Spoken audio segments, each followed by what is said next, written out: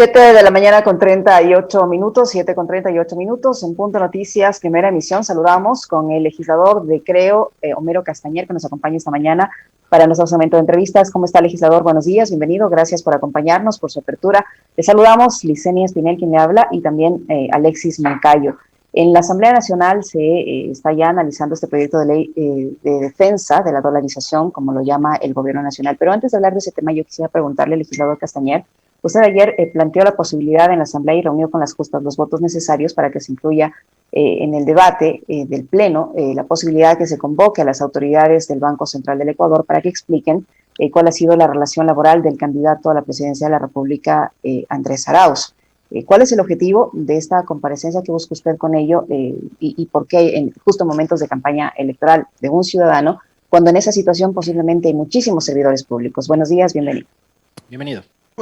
Muy buenos días, Licenia, Alexis, un gusto saludarles y compartir esta mañana esta entrevista. Bueno, ¿por qué ahora? Porque este escándalo explotó la semana anterior. Entonces, claro, no hay como cruzarse de brazos. Nosotros lo único que queremos saber es que nos digan la verdad, nos esclarezcan, nos entreguen el expediente completo sobre la vinculación del economista Andrés Arauz, quien cuando ingresó como funcionario de carrera no era economista, es decir, no tenía título de tercer nivel para un puesto técnico en el Banco Central. Segundo, ¿cuál fue la motivación para la autorización de estas comisiones de servicio repetitivas y diría yo hasta privilegiadas? Porque mire usted que la Ley Orgánica de Servicio Público es clara, que no son acumulables las comisiones de servicio, que se tiene que devengar una comisión de servicios, que se tiene que, por ejemplo, para el tema de estudios, estar 2 años trabajando en una institución y él esos 2 años antes de la comisión de servicios no estaba bajo la tutela del Banco Central como patrono, sino estuvo en otras instituciones.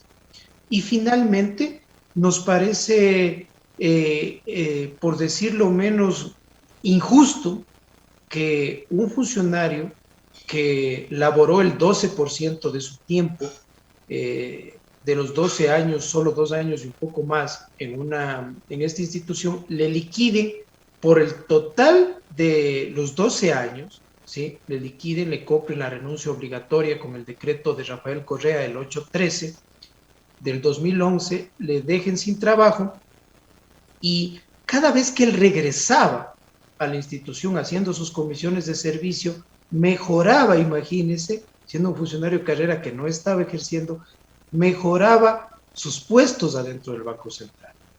Yo no quisiera adelantarme hasta tener la documentación, aparte de esta iniciativa legislativa, que comparezcan estas autoridades. Yo ya he solicitado esta información al IES, al Banco Central, al Ministerio de Trabajo, y si es que hubo irregularidades, que se sancione a los responsables, y también si es que estos privilegios que en mi criterio deberíamos tener todos los ecuatorianos, debería a lo mejor presentarse una reforma, y voy a tener esa posibilidad de hacerlo estos últimos días del periodo legislativo, para que no exista, por ejemplo, estos temas. Pasó igual con la ex vicepresidenta María Alejandra Vicuña, 9 años afuera del SRI, y qué belleza, pues, que uno regrese y el puestito le está esperando allí. Pero digamos, esas son atribuciones que les brinda la ley, ¿no? O sea, si no, no podrían hacerlo. Así es, pero la ley también es clara, Alexis, en que la comisión de servicios no es obligatoria de entregarle la licencia, sino es de conveniencia institucional. Entonces, eso queremos analizar, cuál fue la motivación e institucionalidad para prescindir de un funcionario y darle 6 comisiones de servicio a reglón seguido, para que no labore en el Banco Central. Pero el hecho de que no haya estado en el Banco Central, legislador Castañer, no significa necesariamente que no haya trabajado.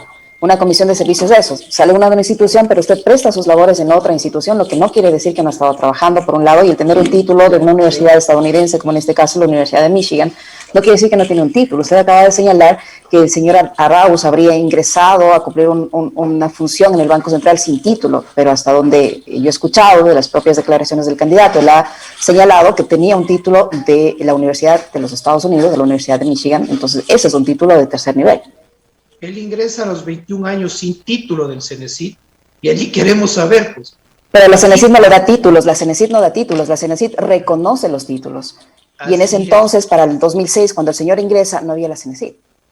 Sí, pero cuando uno te presenta un concurso de méritos y oposición, cuando uno accede a un nombramiento, no a un contrato, a un nombramiento, tiene que presentarse, tiene que hacerse un proceso. Y eso queremos conocer, cuál fue el proceso que él entró como bachiller, oficialmente como bachiller al Banco Central, no con título de tercer nivel. Él entró como bachiller a los 21 años al Banco Central y eso es lo que queremos nosotros conocer, cuál fue el proceso de vinculación para acceder a ese puesto, repito, técnico, porque no es un puesto cualquiera, sino que se necesitaba título de tercer nivel. Ahora, asambleísta, si se da, digamos, el paso del funcionario a determinadas, digamos, a determinados cargos, además algunos de jerarquía superior, porque además Arauz llegó a ser ministro de Talento Humano, quiere decir que el hombre estaba capacitado para eso, entonces, además logró ganar más experiencia, o sea, le hacía bien a él como funcionario de carrera. Mire, yo he sido más bien una de las personas que he peleado para que la juventud sea activa. Homero Castañer incluyó en el Código de la Democracia la obligatoriedad de que se tome en cuenta a los jóvenes en las listas pluripersonales. Obligatoriedad que ya desde este periodo electoral fue obligatorio que vayan en la lista de asambleístas del 25% de jóvenes. El tema de experiencia es un tema que se gana, se va ganando, y eso yo no lo critico. El tema de capacidad, algunos tienen más, menos capacidad. Yo lo que estoy hablando es del tema administrativo. Aquí para acceder a un puesto, para un nombramiento se tiene que dar un concurso, y ese concurso es de méritos y oposición, carpetas, entrevista, y eso queremos conocer, y el tema de las comisiones de servicio, que realmente, como usted lo menciona, él fue a ejercer cargos muy importantes, en algunos hasta quintuplicó su salario, ¿sí? En los cargos que él estuvo, y finalmente la liquidación que le hacen por los 12 años, y aquí viene un tema, los 12 años él no estuvo bajo la tutela del Banco Central, no era el patrono Alexis. Los patronos estuvo el CERCOP, el Ministerio Coordinador de Talento Humano, la Presidencia de la República, SEMPLADES, otras instituciones. Y si es que hay un vacío legal allí, ¿sí? Hay que reformarlo, o sea, no solo buscar y decir, este es el culpable, esto no se ha dado, esto sí se ha dado, sino determinar. Y nos preocupa algo más, Alexis. Él pone públicamente en sus redes sociales que él ha sido despedido por presiones de banqueros. ¿Sí sabe por qué fue despedido, Alexis? Así como 30,000 ecuatorianos fueron despedidos por este decreto 813 que expidió en el 2011 Rafael Correa para las compras de renuncias obligatorias. Renuncias obligatorias, y eso fue declarado inconstitucional el año pasado.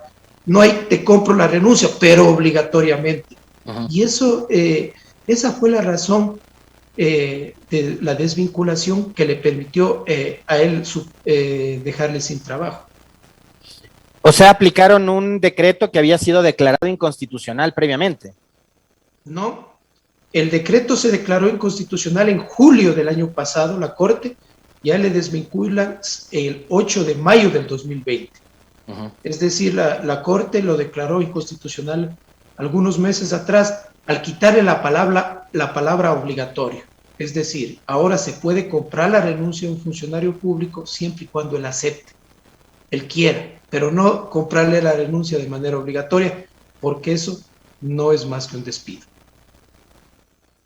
Muy bien, legislador, conversemos sobre lo que ha sucedido en estos días en la Asamblea Nacional finalmente el Consejo de Administración Legislativa ha decidido calificar el proyecto de ley de defensa de la dolarización, como románticamente les llama el gobierno, para que pase a la Comisión de Régimen Económico y Tributario, que está presidida por Franco Romero, y de ahí al Pleno para ver si se aprueba o no se aprueba dicha normativa. Hay, o habemos más bien, quienes señalamos que este proyecto de ley busca beneficiar al sector privado y que busca poner al Banco Central al servicio de los privados, como sucedía hasta antes de la Constitución del 2008. ¿Qué es lo que plantean ustedes? ¿Qué es lo que creen ustedes? ¿Que este proyecto de ley tiene que ser aprobado o no? Yo considero que tiene que ser aprobado. Pienso que ha habido mejoras en el sentido, por ejemplo, antes se planteaba dos directorios, un directorio de una junta financiera y monetaria y el directorio del Banco Central. Ahora este directorio nombra al gerente del Banco Central, el directorio de la Junta de Regulación Financiera y Monetaria. Y le voy a decir, aquí no sé por qué se quiere decir que a lo mejor beneficia a las financieras, a los bancos. Este directorio de 5 miembros es propuesto por el presidente de la República y elegido por la Asamblea Nacional. La Asamblea Nacional lo elige de los nombres que manda el presidente, con requisitos, por ejemplo, de que tiene que tener título de 4º nivel en economía, en finanzas, ponen, por ejemplo, en derecho. Esa es una de las cosas, o sea, como en un puesto técnico que tiene que ser de tema monetario, economía, finanzas, también lo ponen ahí derecho, que no tiene que tener vinculación política, conflicto de intereses, acciones en el sistema financiero y de economía popular y solidaria. Y ese directorio de la Junta, entre otras atribuciones, elige al gerente del Banco Central. El gerente del Banco Central, ¿quién será el encargado de cuidar las reservas del Banco Central para que ningún político, no Guillermo Lasso, no Andrés Arauz, ningún político, ninguna corriente política se atreva a tocar esas reservas? Porque le digo a Alexis y Licenia, nuestro Banco Central no es un banco de productos como un banco cualquiera que saca créditos, que puede capitalizar, que puede invertir. Es una caja fuerte de reserva para que se sostenga el circulante y para que se sostenga, en el caso, por ejemplo, de una corrida financiera, en el caso de que a un banco le quieran sacar todo su dinero ese rato los ahorristas, tener ahí una reserva. Entonces yo no le veo allí en donde se le quiera favorecer a sectores privados. Incluso le comento, Alexis, se incorpora en este nuevo proyecto un tema parecido al juicio político, que le llama remoción de los miembros de la Junta, igualito al juicio político. Cuando un asambleísta quiera sacarle a un miembro de la Junta o a todos los miembros de la Junta, presenta una solicitud con el 35% de firmas de la Asamblea, perdón, con el tercio de firmas de la Asamblea, que son 35 asambleístas, y solicita la remoción, va al CAL, va a la Comisión de Fiscalización y se puede remover a la Junta de Regulación Financiera y Monetaria. Es decir, están sujetos a control político y que no es sujeto del asambleísta, de la Asamblea, sino de lo que representa la Asamblea, que es lo que el pueblo ecuatoriano quiso que esté allí. Su micrófono, Liz. El legislador Castañer, ¿no le parece a usted justo, equitativo el hecho de que en este proyecto de ley se prohíba al Ejecutivo, se prohíba que el Banco Central otorgue financiamiento al gobierno central o a las entidades públicas, a los gobiernos descentralizados, pero sí podrá prestar recursos a instituciones financieras privadas sin ningún límite de garantía, eliminando controles que se debían cumplir en la legislación vigente? Eso es lo que aseguran varios economistas que conocen del tema. ¿Le parece que ahí no hay una cierta direccionalidad precisamente a esas instituciones financieras privadas? O sea, ¿cómo es posible que el dinero que está allí, que es de todos los ecuatorianos, que es el Banco Central de todo el país, no pueda prestar a sus propias instituciones públicas, a los gobiernos autónomos descentralizados, a las entidades públicas, pero sí lo haga a las instituciones financieras privadas? A ver, le comento, el dinero que tiene el Banco Central en sus reservas es dinero, por ejemplo, ahí tiene Petroecuador, tiene Selec, tiene el BIES, ¿sí? Es decir, las instituciones públicas tienen su dinero allí, los gobiernos autónomos descentralizados, gobierno provincial, municipios, juntas parroquiales, el Banco del Estado y también el dinero del encaje bancario. Y para que los que están un poco desconectados de este tema, cada vez que nosotros depositamos $10, por ejemplo, en una cuenta de cualquier financiera, de cualquier banco, $2.5 van al Banco Central como reserva por cualquier emergencia, para que no pase lo que pasó en el 99. En el 99 quebraron 23 instituciones financieras y vivieron un vía crucis miles de ecuatorianos que fueron un día lunes después del decreto de Mauá del feriado bancario y querían despedazar los bancos porque no podían cobrar sus ahorros. Aquí, en esa parte que usted menciona, no es que puede prestarle, sino que ese dinero es la reserva del préstamo que está dándole la entidad financiera para sostener en el caso de que el día de mañana a cualquier banco van todos sus ahorristas y quieren sacar, y mucho de ese dinero de los ahorristas está prestado a gente que ha solicitado un préstamo. Ese es el giro del negocio de un banco. Y entonces ese es el tema que se menciona allí. Pero vea, yo pienso que este proyecto viene a destiempo en el sentido de que se contamina con una campaña electoral. Estábamos de salida, pero nosotros no hemos elegido, el gobierno es quien ha estado jugando, que mandó en febrero, que mandó en marzo, que se devolvió, que mandó sin artículos. Y les ponen a ustedes en una situación incómoda, le pregunto, asambleísta Castañer, porque durante las últimas intervenciones y sobre todo en el debate, en donde parecería que tanto Arauz como Guillermo Lasso querían tomar distancia, pero profundamente del gobierno de Moreno, ahora ustedes me parece que les ponen una situación de mucha incomodidad, porque usted ha dicho que sí, que están a favor de que se apruebe este proyecto. Es un proyecto del Ejecutivo y uno podría entender que nuevamente va a ponerse a operar la mayoría legislativa que acordaron las bancadas morenistas y de Creo y el PSC en mayo del 2019. Mire, por eso recalco que viene a destiempo, porque está contaminado con una campaña electoral. Y aquí yo siempre he sido claro que uno tiene que tomar las decisiones no pensando en la papeleta, sino que es positivo para el país. Alguna vez les mencioné que no siempre lo correcto es popular, tema ley humanitaria, por ejemplo. Para muchos no sonó popular, pero fue lo correcto porque salvó muchos empleos. Pero en este sentido,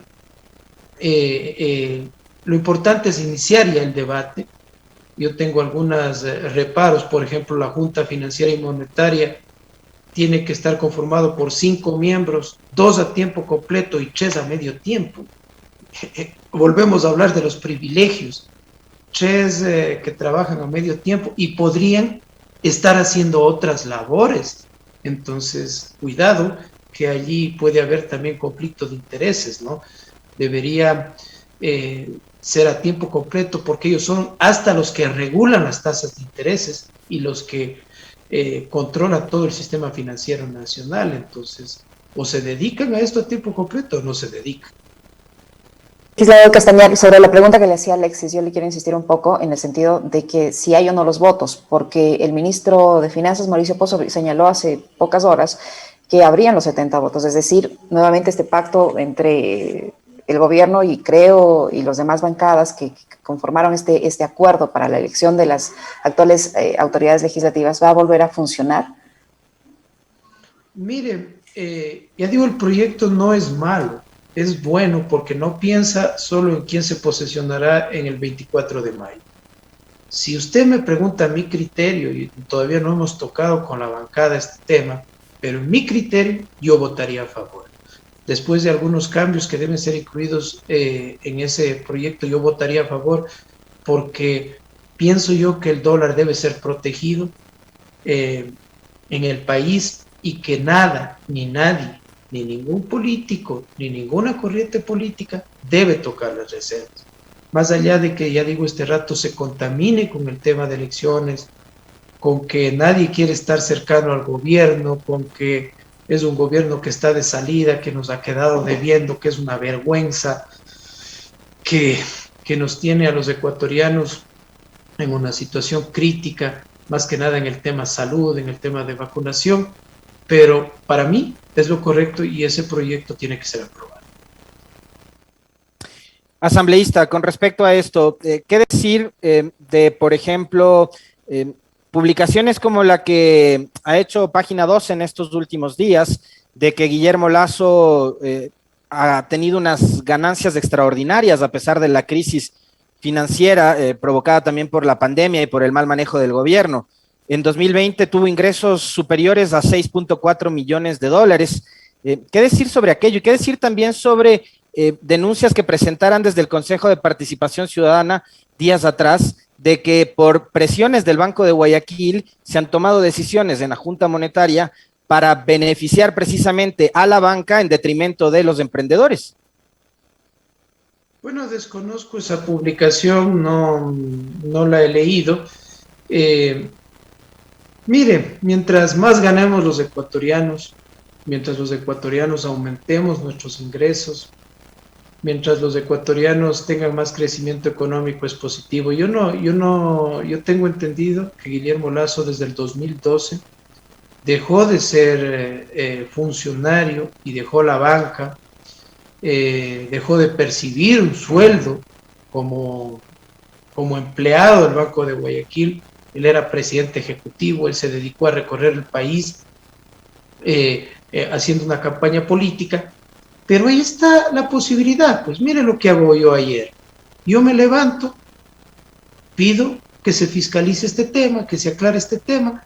Bueno, pues ahí están los asambleístas de Revolución Ciudadana, hagan lo mismo. Si creen que allí hubo irregularidades de Guillermo Lasso, pidan que se fiscalice o presenten una denuncia en la fiscalía o llamen al Consejo de Participación Ciudadana o llamen a la Junta Monetaria o pongan un juicio político. Eso es lo que tenemos que hacer, ¿no?